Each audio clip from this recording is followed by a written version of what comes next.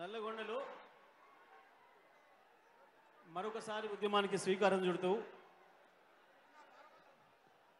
7-10 వయసులో కూడా ఆరోగ్యం ఎట్లున్నా లెక్క చేయక నేను సాధించి పెట్టిన తెలంగాణకు నా కండ్ల ముందే అన్యాయం జరుగుతుంటే నేను కూర్చోలేను అని చెప్పి తెలంగాణలో సాధించుకున్న హక్కులు పరాయిపాలు అవుతుంటే చూడలేను నేనని చెప్పి కృష్ణా జలాల్లో మన వాటా నీళ్లు లేకపోతే మన బతుకులు ఆగమైతే అని ఒక చిన్న ఏమరపాటుతోని క్రూర ముగాల పాలైన నా తెలంగాణను మళ్ళీ రక్షించుకోవాలని ఆనాడే ప్రాణత్యాగాన్ని చేసి ప్రాణాన్ని కూడా లెక్క పెట్టకుండా తెలంగాణను తెచ్చిన నాకు ఈ చిన్న అనారోగ్యం లెక్క కాదని చెప్పి బెబుల్లాగా విజృంభించడానికి మళ్ళీ పోరాటల గడ్డ ఈ నల్లగొండకు వచ్చిన పెద్దలు తెలంగాణ ఉద్యమ రథసారథి తెలంగాణ జాతిపిత కేసీఆర్ గారికి తెలంగాణ భారత రాష్ట్ర సమితి కార్యనిర్వాహక అధ్యక్షులు కేటీ రామారావు గారికి పార్లమెంటరీ పార్టీ నాయకులు కేశవరావు గారికి నామ నాగేశ్వరరావు గారికి వేదిక మీద ఆసీనులైన పెద్దలు ఉద్యమ సహచరులు హరీష్ రావు గారికి ఇతర శాసనసభ్యులందరికీ పార్లమెంట్ సభ్యులందరికీ శాసన మండలి సభ్యులకు మాజీ శాసనసభ్యులకు వేదిక మీద ఉన్న ఉద్యమ సహచరులకు ఈ కార్యక్రమంలో ఎంత ఎండ ఉన్నా లెక్క చేయకుండా లక్షలాదిగా తరలి వచ్చిన ఉద్యమకారులైన నా అన్నదమ్ములకు అక్కాచెల్లెళ్లకు మీడియా మిత్రులందరికీ నమస్కారాలు. ఏం జరుగుతుంది మళ్ళీ ఇవాళ? ఎందుకు వచ్చింది మనకి సమస్య? మళ్ళీ మండు టెండర్లు లెక్క పెట్టకుండా మరొక ఉద్యమానికి ఎందుకు శ్రీకారం చుట్టాల్సి వచ్చింది అన్న విషయాన్ని అన్నీ కూడా పెద్దలు కేసీఆర్ గారు వివరిస్తారు మనకు. దానికి ముందు ఒక మాట మనం మాట్లాడుకుందాం. ఈ మధ్యకాలంలో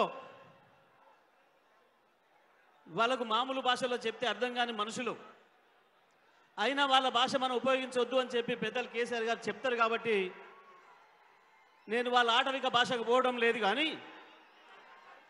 కేసీఆర్ వచ్చి నల్లగొండకి ఏం చేసిండు అని చెప్పే విధవలకు నేను చెప్పే సమాధానం, మీరు పెంచి పోషించిపోయిన కరువును, మీరు పెంచిపోయిన ఆత్మహత్యలను, ఆకలి చావుల్ని కేవలం 6 ఏళ్లలోనే నిషేధించిండు కేసీఆర్. 50 సంవత్సరాలు మీరు పెంచి పోషించి 2.5 లక్షల మందిని బలి తీసుకున్న ఫ్లోరోసిస్ మహమ్మారిని 6 ఏళ్లలోనే తరిమి కొట్టిండు కేసీఆర్. తెలంగాణ వచ్చే నాటికి కేవలం 3 లక్షల టన్నుల వరి ధాన్యాన్ని అందించిన ఈ నల్గొండ జిల్లాను 4 ఏళ్లలోనే 40 లక్షల టన్నుల వరి ధాన్యాన్ని పండించే స్థితికి తీసుకొచ్చిండు కేసీఆర్.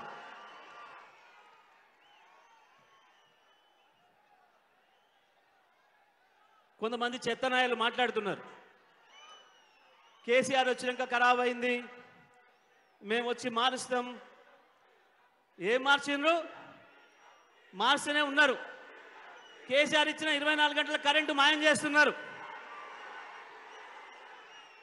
కేసీఆర్ ఉమ్మడి జిల్లాలో 10 లక్షల ఎకరాలకు ఇచ్చిన నీళ్లను మాయం చేసి ఇప్పటికే 6-7 లక్షల ఎకరాలకు తెచ్చిండు. కేసీఆర్ ఏం తెచ్చిండో ఒక్కసారి లెక్కలేసుకుంటే అర్థమవుతుంది. చూడాలనుంటే కనబడుతుంది, వినాలనుంటే వినబడుతుంది. కానీ మేము చూడం, మేము వినం, మేము అబద్ధాలే మాట్లాడతాం. హక్కుల గురించి కేసీఆర్ గారు మాట్లాడితే మేము ఊర కుక్కల్లాగా దాడి చేస్తాం అనే విధవలకు అర్థం కాదు. అసలు తెలంగాణ ఆత్మ ఉంటే కదా అర్థమయ్యేది మీకు. ఒక్కనాడైనా తెలంగాణ ఉద్యమంలో ఎవడైనా పాల్గొంటే కదా అర్థమయ్యేది మీకు.